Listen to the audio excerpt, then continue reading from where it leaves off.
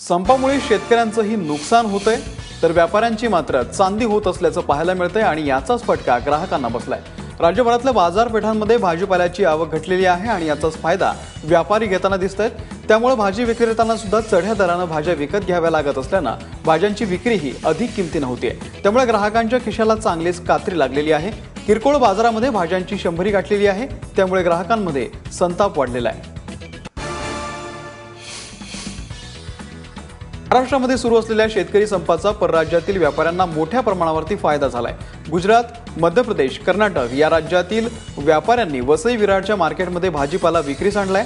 त्यामुळे ग्राहकांना भाजीपाला 20 ते 30% जादा दराने खरेदी करावा लागतोय।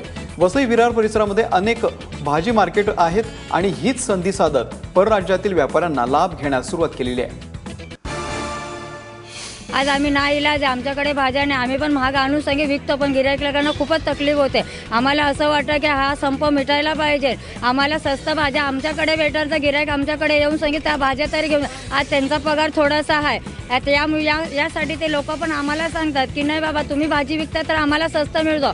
आतमध्ये आम्ही भाज्या घेताना आम्हाला 20 रुपये पाव 30 रुपये पाव हा बाजार भेटतो, पण आता सध्या बाजारच नाही। आम्ही घरी बसलेलो आहे।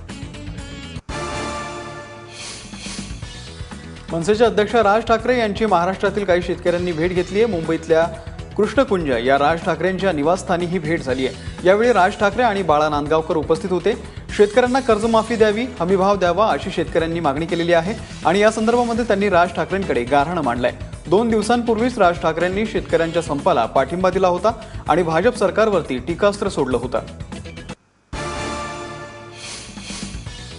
टीव्ही, फ्रीज आणि वॉशिंग मशीनची खरेदी करण्याचा आपण विचार करत असाल तर आपल्यासाठी एक गुड न्यूज आहे, कारण 1 जुलैच्या आधी बंपर सूट मिळण्याची शक्यता आहे। 1 जुलैपासून जीएसटी लागू होणार आहे आणि जीएसटी लागू होण्याआधी कंपन्या जुना स्टॉक खपवण्यासाठी 20 ते 40% सूट देऊ शकतात। जुन्या वस्तूंवरती अधिक टॅक्सपासून वाचवण्यासाठी कंपन्या सूट देऊन वस्तू विक्री करण्याची शक्कल लढवत आहेत।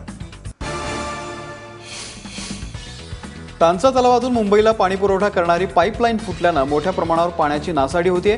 मुलुंड पश्चिमेकडील कामगार रुग्णालयाच्या मागे असलेली ही पाईपलाईन सोमवारी मध्यरात्री अचानक फुटली।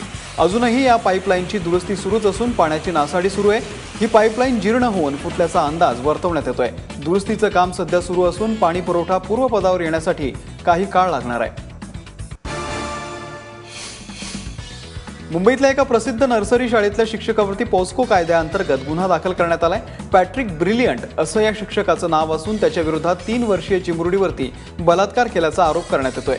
मूळचा फ्रान्सचा असलेला पॅट्रिक सध्या फरार असून पोलीस त्याचा शोध घेत आहेत। 19 मे रोजी तिच्या पालकांनी MIDC पोलीस ठाण्यामध्ये तक्रार दाखल केली आहे, मात्र FIR दाखल होण्याआधीच पॅट्रिक फरार झालाय।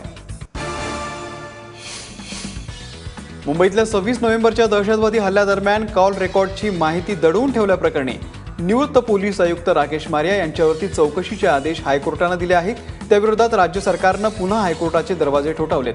मात्र या याचिकेची सुनावणी घेण्यापूर्वीच हायकोर्टानं माहिती आयुक्तांची सुद्धा बाजू ऐकण्याची इच्छा व्यक्त केली आहे। तसेच निर्देश देत 15 जूनपर्यंत ही सुनावणी तहकूब करण्यात आलेली आहे।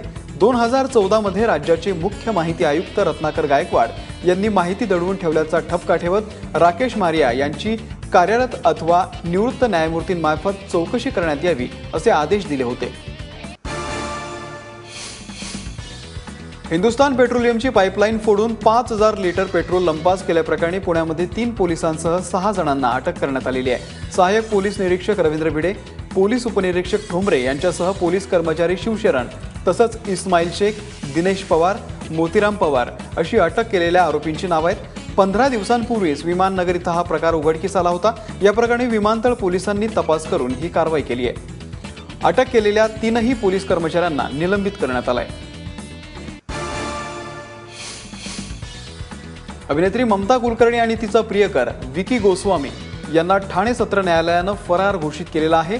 एफेड्रिन अंमली पदार्थ प्रकरणामध्ये विकी गोस्वामी हा प्रमुख आरोपी आहे। न्यायालयानं ठाणे पोलिसांना दोन्ही आरोपींना न्यायालयामध्ये हजर करण्याचे आदेश दिलेत। सोलापुरातील इव्होन लाईफ सायन्सेस या कंपनीच्या आवारामध्ये 2,500 कोटींच्या अंमली पदार्थ प्रकरणी अनेकांना अटक झाली, मात्र अद्याप विकी गोस्वामी आणि ममता कुलकर्णी पोलिसांच्या हाती लागलेले नाहीत। दरम्यान ठाणे पोलिसांना या प्रकरणामध्ये 30 दिवसांमध्ये कोर्टात अहवाल सादर करण्याचे आहे।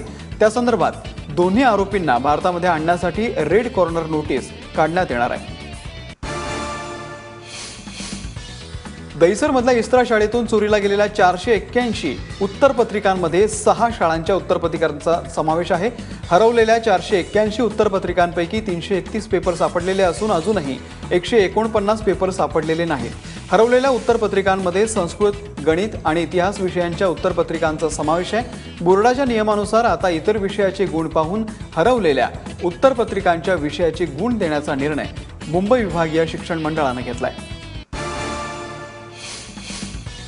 उरणमधल्या JNPT बंदरामध्ये कंटेनर चोरणाऱ्या टोळीचा पर्दाफाश करत एकाला अटक करण्यात आलेली आहे, तर 1 कोटींचा मुद्देमाल जप्त करण्यात आलाय। 24 मे रोजी इंडोनेशियातून पॉलिकॅब वायर्स कंपनीनं कॉपर एनालँड वायर आयात केली होती। JNPT बंदरामध्ये हा माल उतरवल्यानंतर एका कंटेनरमधून तो गुजरातमध्ये नेला जात होता। पोलीस तपासात हा माल धुळे, अहमदनगरमध्ये लपवून ठेवल्याची माहिती मिळाली। त्यानुसार अहमदनगरहून रणजित सिंग आनंद याला अटक करण्यात आलेली आहे। त्याच्याकडून कंटेनर आणि वायर असा 1 कोटींचा मुद्देमाल जप्त करण्यात आलाय। राष्ट्रीय परवानाधारक टॅक्सी चालकांना मुंबईमध्ये स्थानिक परवान्याशिवाय टॅक्सी चालवण्यास मनाई करणाऱ्या राज्य सरकारच्या निर्णयाला ओला उबेरच्या चालकांनी हायकोर्टामध्ये आव्हान दिलंय। त्यावर ओला उबेर चालक इतके दिवस गप्प का होते असा प्रश्न विचारत हायकोर्टानं आश्चर्य व्यक्त केलं। मोबाईल ॲपवरती चालणाऱ्या राष्ट्रीय परवानाधारक टॅक्सी चालक आणि मालकांना काळ्या पिवळ्या टॅक्सीच्या तुलनेमध्ये 10 पट जास्त पैसे मोजावे लागणार आहेत। या संदर्भामध्ये राज्य सरकारनं उत्तर देण्याचे आदेश सुद्धा हायकोर्टानं दिलेत। सुपरस्टार रजनीकांत सध्या त्याच्या आगामी सिनेमा काला कारिकालन याच्या शूटिंगच्या दरम्यान मुंबईमध्ये विविध भागांमध्ये शूटिंग करतोय आणि शूटिंग दरम्यान रजनीकांत ABP माझाच्या कॅमेऱ्यामध्ये कैद झालेले आहेत। गणेश विसर्जनाच्या सीनच्या शूटिंग दरम्यान रजनीकांत बाईकवरून जातानाचा सीन सुरू होता।